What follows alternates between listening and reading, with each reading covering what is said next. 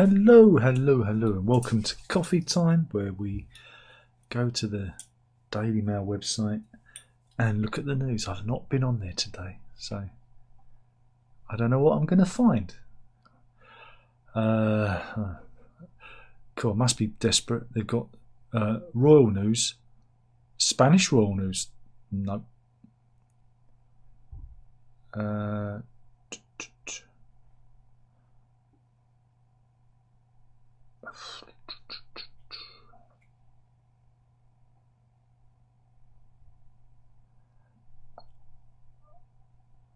Okay, right. Yeah, have we got anything here?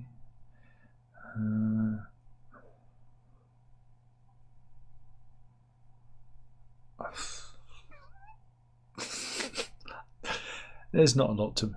Here we go. Internet news. Yeah. Okay.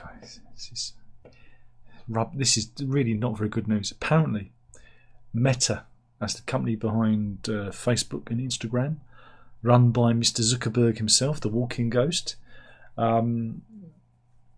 Users of Meta are furious. Why? Well, Zuckerberg is looking at what Elon Musk, our Lord and Saviour, because he's going to get us to Mars, and he's looking at what Musk is doing on X. They'll all be doing it soon, trust me. And thought, I want some of that. I want what he's having, or hold my beer.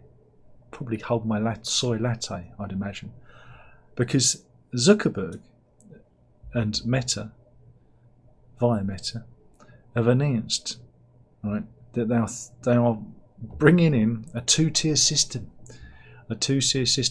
Yeah, this is a subscription option, which you'll pay €10 a month for ad-free access, and they said they're bringing this in to comply with EU regulations. God bless the EU, God bless them and their tiny little toes. This change will force millions of users to decide whether they want to face personalised adverts or fork out a fee for an ad-free offering. But of course, people are not happy. The monthly subscription plans costs €9.99, while for PC and Mac users, while iOS and Android users will have to shell out €12.99 a month. But in the UK, it doesn't apply to us, because guess what? We're not part of the EU. Result. See, Brexit benefits. I told you to wait. But yeah, people are very, very upset. But again, I think it's to do with EU regulations. Well, anyway, earlier in the year, Meta was fined €390 million for breaking EU data rules around adverts. See, it's to do with their GDPR rules, which are frankly a load of. It's just to earn money. See, it's just to earn money. But of course, people are not happy, and they've been tweeting and Xing, and posting. I don't know. Let's see, going subscription. Another way to make money. And good. That's the EU. I told you that the GDPR regulations were just about making money, and no one believed me. But apparently there are 258 million monthly Facebook users in the EU, and 257 million users who use Instagram each month. Wow, that's a lot of cash. That's a lot of do-re-mi. And of course, if you've got a Facebook and Instagram, you have to chart that they're going to charge another €6 to link those. So that is nearly 15. Yeah, it's $15.99, nearly €16 a month to have ad-free Facebook and Instagram. I don't know what people complain about. You just have to sit through the ads. We do that anyway. So yeah, people are threatening to delete everything. They won't. They never do. They'll be on Threads instead. They never even mentioned Threads. Meanwhile, I don't know if you remember, they were talking about closing all the ticket offices in hundreds of railway stations in England. It was scrapped today. There's been a sensational U-turn because guess what? They've realised there'll be accessibility issues again for the disabled and the elderly, safety and security issues too. So there you go. Ticket office at 974 stations could have been affected after train companies came up with the idea to cut costs. But Passenger Watchdogs Transport Focus and London Travel Watch both confirmed today they had objected to all the proposals. Unions and campaigners have claimed the closures will lead to job losses and difficulties for passengers, such as elderly and disabled. And Mark Harper, the Transport Secretary, now revealed that the train operators have been asked to withdraw their closure proposals following public consultations. And here's a picture of some people queuing up to get their ticket. There you go. Again, don't let the stupid win.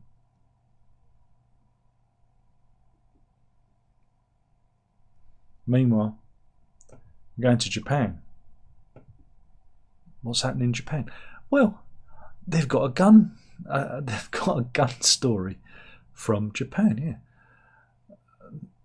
Yeah. This is in the city of Warabe, southeast of Japan, where authorities released a statement.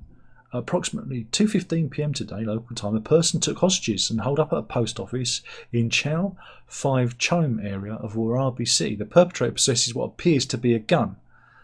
Right now, they reckon the gunman could be possibly in his 80s. Was seen wearing a baseball cap, white shirt under a dark coat, and looked like he had a gun attached to a cord around his neck. Local media reported at least 2 female post office workers in their 20s and 30s have been taken hostage. And daily newspaper in Japan reported that the gunman may have taken as many as 10 people hostage with him. Oh my God, this is dramatic. All they've got to do is wait for him to nod off. Afternoon nap. Everyone knows that old age pensioners need an afternoon nap, and then they can storm the place. Is this the oldest gunman in the world? I don't know. So there we go. So yeah, it's. I don't know if that's still an ongoing situation. They've not. I don't think. No, they haven't. The hostage situation, yeah, still getting ongoing. So let's keep an eye out for that one. Meanwhile, do you want to know what healthy shit looks like? Because the Daily Mail can help you. A naturopathic doctor, i.e. not a doctor. This is Janine Bowring. She's an author and TV personality based in Canada, i.e. she's no one. Oh, wait a minute. She has 914,000 followers on TikTok. Oh, well, that means she's really important then. But apparently she posts informative videos about natural health and wellness because she's a naturopath. And here she is enjoying. I'm not sure if that is that a chocolate eclair. I'm not really sure. But yeah, she was looking at common poop shapes. She's the Canadian Gillian McKeith, isn't she? She wasn't a doctor either. Who remembers that? So look at that. She's really enjoying that. She looks like she's going to take it down in one.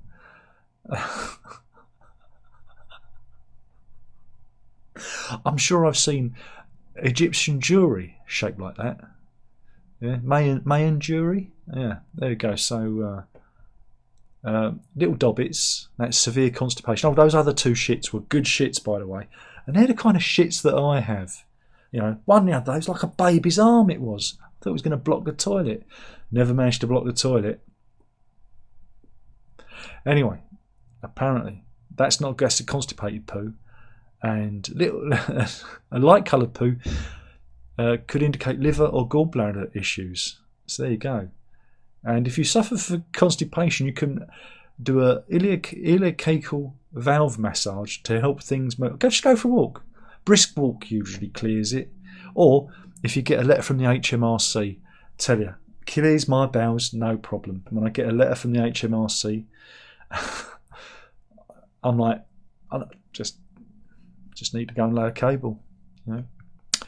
There we go. I'm glad what I like about this is we all get to learn things together, don't we? We all get to learn things together. Did you know that nice Mr. Putin, you know Vlad, our mate Vlad, he owns a mansion in the heart of the Sussex countryside. Yes, and here it is. This is near the busy A268, and yeah, this is near Seacox Heath in East Sussex, and yeah, apparently it's owned by our mate. It's a 50-room. It's called Seacox Heath, and it was built in 1871 for statesman George Goshen. There you go, and here's the entrance. There you go.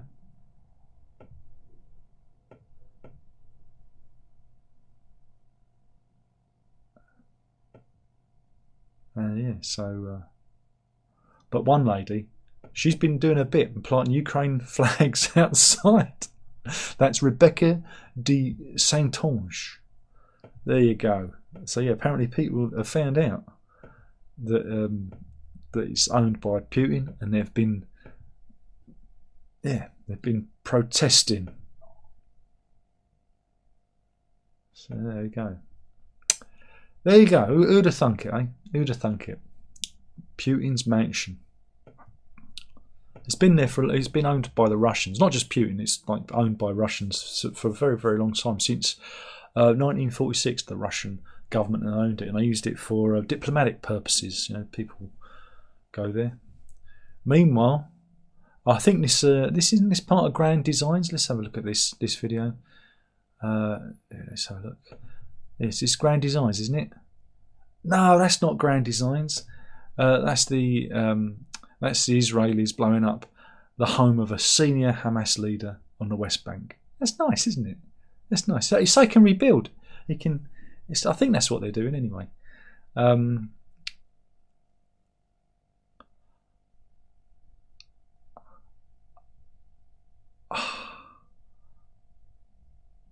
Sorry, I just can't believe this next story.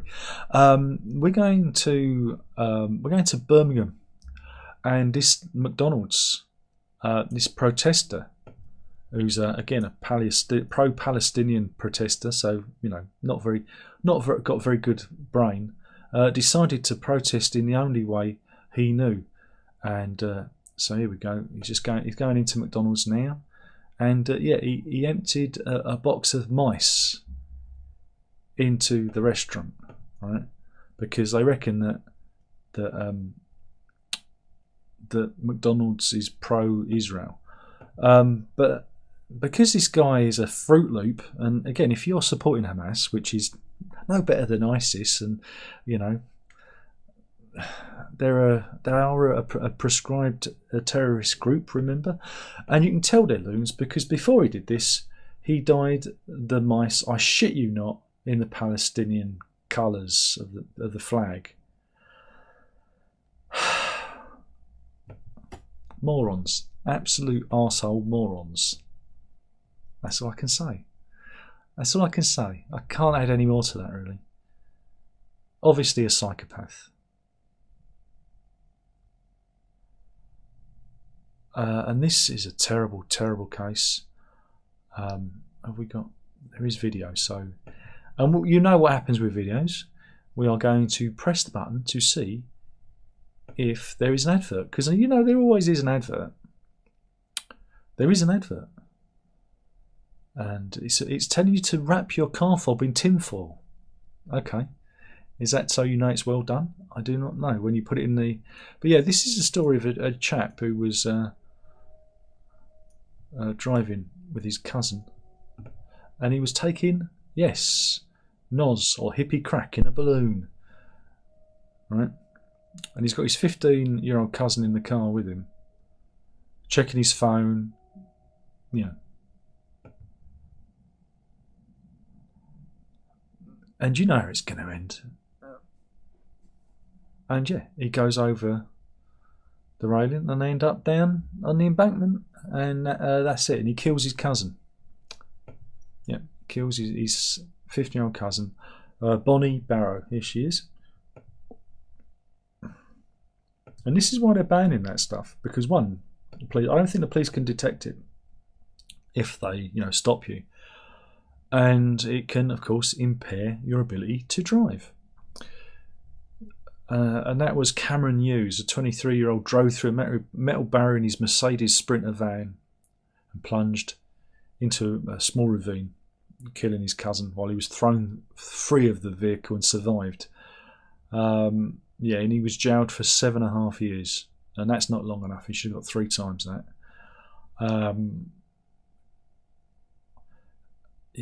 That was at the A56 Accrington bypass at the junction with Burnley Road in Huncote near Accrington. He was travelling at between 62 and 68 miles per hour when the accident happened, and he got. Oh, here's his mugshot, complete with neck brace. Really, seriously, what a thicko. Oh well, they should make him do 7.5 years. They won't. He'll probably do half of that, won't he?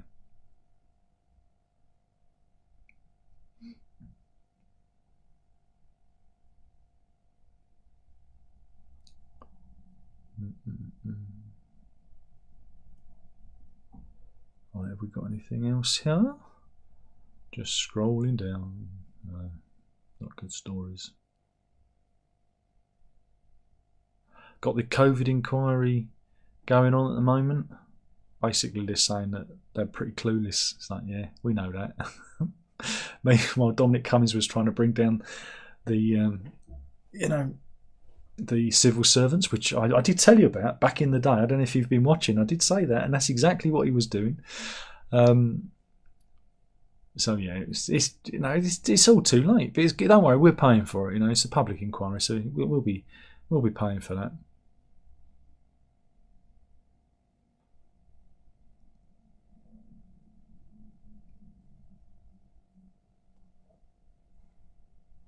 Meanwhile, they're going down to Verwood in Dorset. This is on Saturday evening.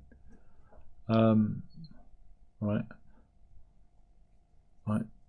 2 volunteers were cleaning up after the flameburst fireworks display at Verwood in Dorset on Saturday evening, when they were suddenly attacked by a group of youths. Now, these volunteers were Adrian Wareham and Terry Cheetah, and they're both 73, when they were, again, unprovoked attack and beaten to the ground. There you go, shocking. So yeah, the 2 pensioners were volunteering to clear up for the firework event when they were attacked by a group of teenagers. And the attack was captured on CCTV, and it only stopped when they were chased away by Good Samaritans who were running the nearby fairground event and witnessed the attack. Mr. Wareham suffered a black eye. Mr. Cheetah had bleeding from his ear, but they were released. They were okay. Mr. Wareham said it was all over in 10 seconds. But the pair organised a display for 30 years, and Mr. Wareham was even made an honorary town freeman in the summer for his services to the community. Mr. Wareham said, "We're all volunteers and do this for nothing." So this did really get to us. Meanwhile, local police from Dorset said, "We've received a report at 11:14 p.m. on Saturday of an assault in Crane Drive in Verwood. 2 men sustained injuries. An investigation is ongoing and no arrests have been made." But Mr. Wareham said he was heartened because the pair received an outpouring of support from the local community. So there you go. What terrible, what scumbags.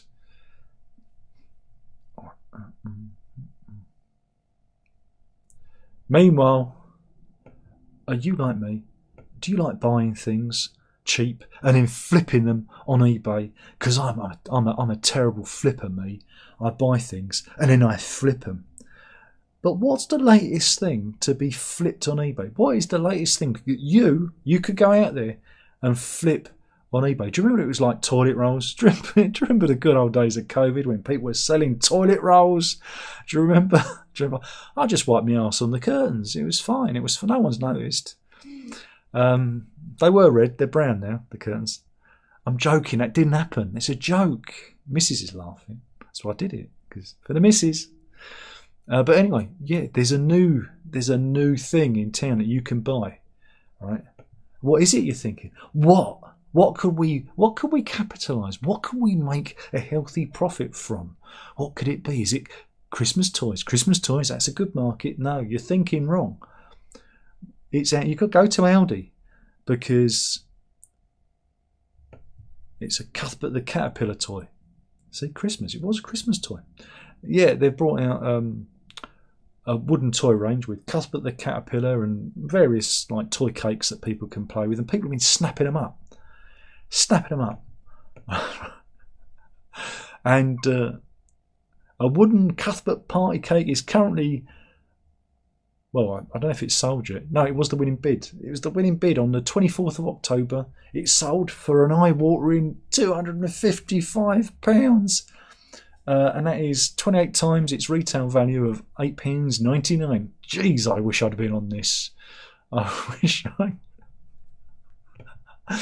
there you go. And see, here's one.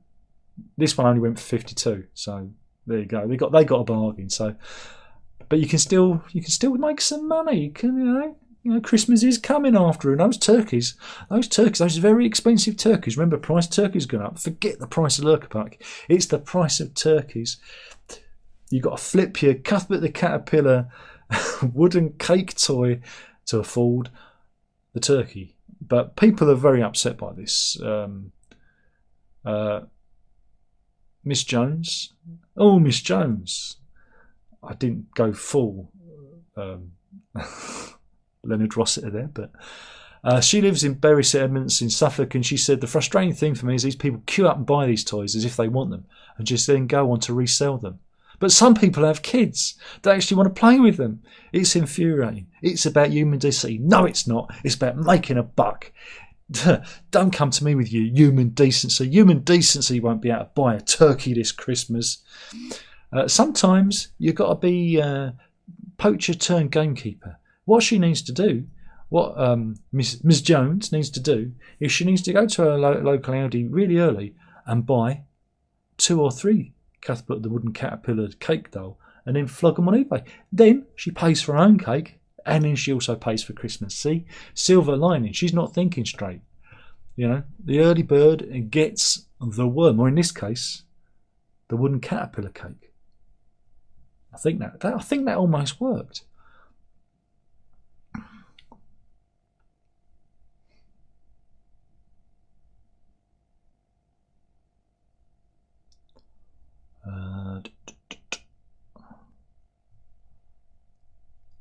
Meanwhile, it is Halloween, isn't it? Yeah, it's definitely Halloween. Do you want to see something creepy? Let's go into the sewers of Bristol, shall we? Sewage workers were investigating a blocked toilet in Bristol, right? When they discovered what was causing the blockage. And they found this lodged in the pipe. Ugh, it's a doll's head. Remember, forget wet wipes, and nappies and stuff like that. Don't flush dolls' heads down the loo. That's what I said. Flushing anything else down the loo can block pipes, a Wessex Water spokesperson said. So, yeah. Ooh, scary. Scary.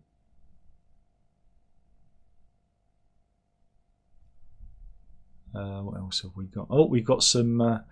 This leads me into a story I've got, but we've got some houses around the UK that are celebrating Halloween. This one is in Oldham Common in Bristol. It's almost like a Christmas one, isn't it? It's almost like a Halloween Christmas. And we've got, oh, blimey, that's a big story. Big spider there. That's Gillingham. So if you're an arachnophobe and you don't want to go there.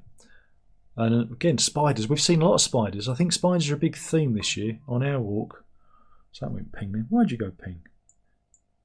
But yeah, we've seen spiders. A lot of them out there. Oh, that's a busy one. That's one from Cardiff. Again, people really entering into the spirit of it. And that's a close-up from Mr. Hargreaves' house in Cardiff. And Motherwell have actually taken it inside. They've taken it inside and outside. Meanwhile, out in Brighton, he wants to be a Ghostbuster. There you go. That's what it looks like further away. In Somerset, this is a desk at the Radstock Hotel where they've got a new manager working for them. And that's the bar of the Radstock. Linda and Lee Morris at their home in South East London said you can never have too many Halloween decorations. And that's that one's in Elton. Surrey, really? I mean, come on. You could have done. You got all that frontage. You could have done better than that. Lots of pumpkins. But yeah, one display caused alarm. Well, I mean, real alarm. Where was this? This was in. I think this was in Germany. Does it say whereabouts it was in Germany? No, it doesn't. But it went viral, and there is a video. So please excuse me while I talk over this eBay advert, because they've put a 14-second ad on a 20-second video. But yeah, people walking past this house, and well, I think if you see it, you'd think, is this a Halloween display or what? Are you ready?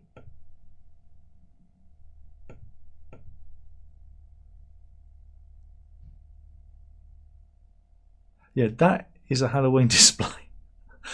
And it looks absolutely terrifying. They've not quite got the idea of Halloween.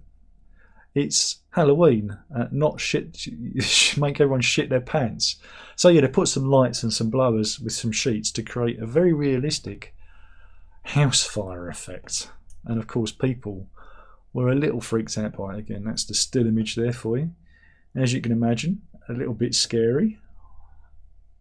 What are you doing for Halloween?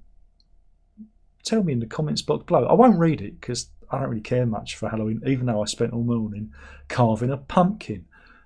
Tune in to the live stream tonight where I will be getting my pumpkin out for everyone to see.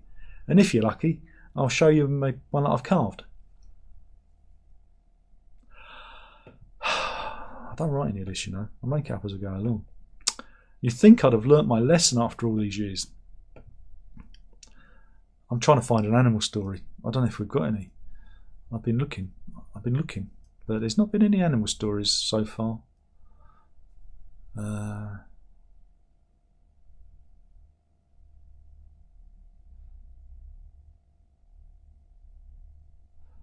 Meanwhile, apparently back to Audi. Audi have got a new product that they're introduced. And again, I don't know if you've ever been to Audi, but they have these products that are a bit like I don't know, knockoffs. Yeah, knockoffs. That's the best way of putting it. Yeah, this is their new fizzy pop. It's Professor Peppy. You're probably going, what? It's their version of Dr. Pepper, of course. There you go. But you know, of course, it's not the first time, because they also brought out the snack noodle. Who can, Mum, can you go to the shops and get me a snack noodle, please? Why? Why do you want snack noodle when you've got pot noodle at home? Yeah. Quavers? No, you don't Quavers. You want cheese curls. So yeah, Audi is they've got a reputation for doing this. You know, I fancy some of that Ballycastle country cream. That's their knockoff of Baileys. So yeah, they've done it again, spoofing.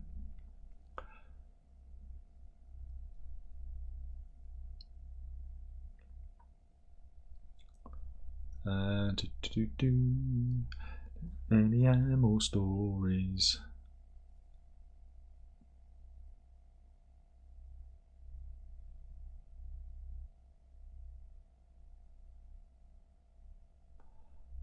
Oh, I've got a story.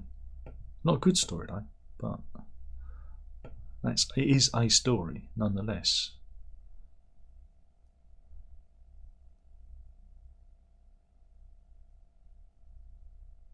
And I've got another story. See, I found them. I did find them.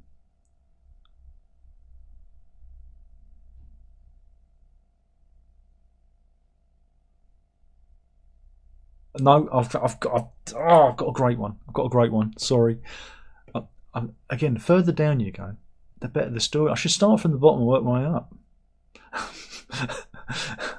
Don't we all?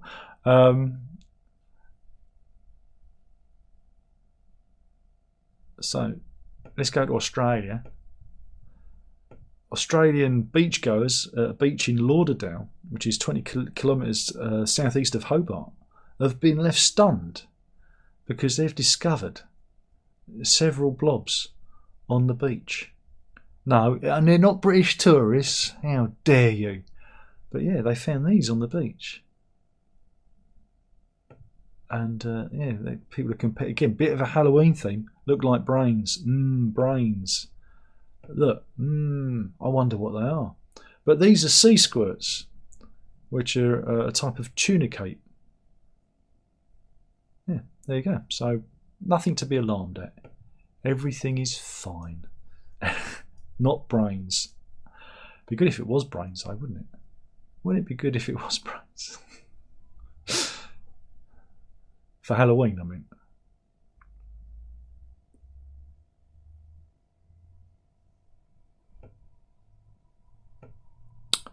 Meanwhile, we're going to go to Italy. And I guess we'll call this How to Get Away With It news. This is the story of Alberto Miraglia from San Remo, right, in Italy. Now, this story goes back to 2015. He became embroiled in a corruption inquiry back then because he was pictured, right, clocking into work, right, in his underpants, like you do. Look, see, this is his thing. He used to, clock into work with his underpants because that's a thing. Here he is when he's not in his underpants.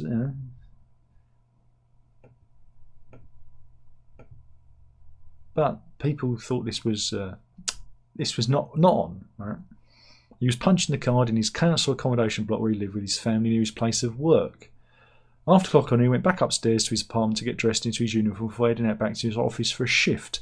As a result, the clip captured on police security cameras, and he was charged with defrauding the state of public funds and opened himself up to years of public ridicule. The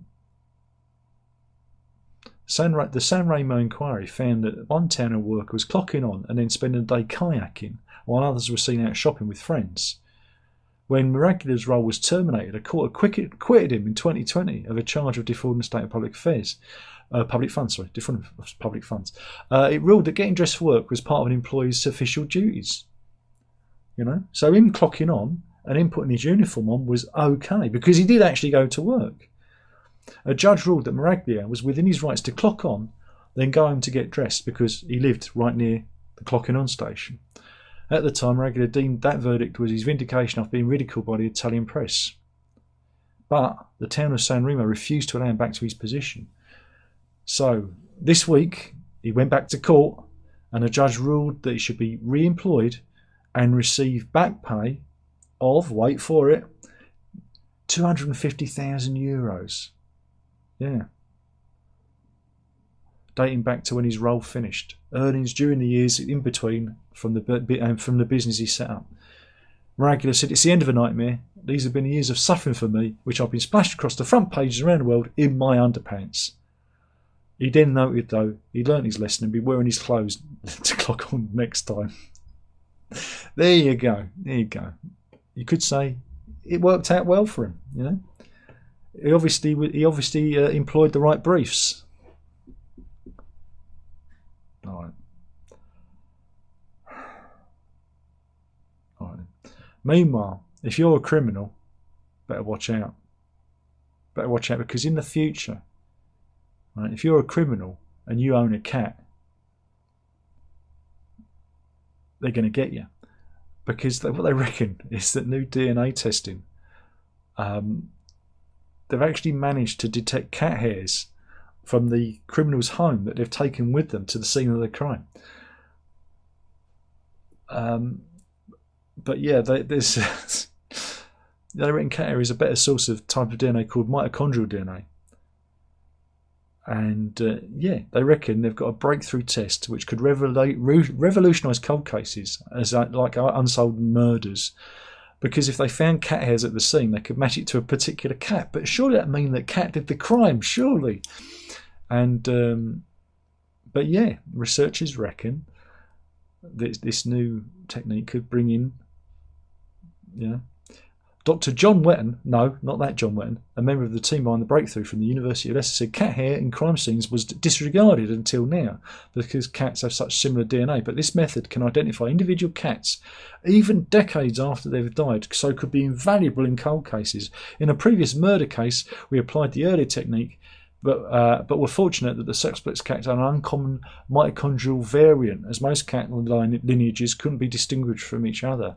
But with our new approach, virtually every cat is a rare DNA type, and so that test will almost certainly be informative if hairs are found. And the research was published in the Journal of Forensic Science International Genetics. There you go. So you better shave your pussy if you're a criminal. I think that's the lesson there, isn't it? Or get one of those hairless cats. Yeah. Meanwhile, let's go to the M1. Now, again, this is the M1 near, where is it? Near Bath, right? And the police were called because,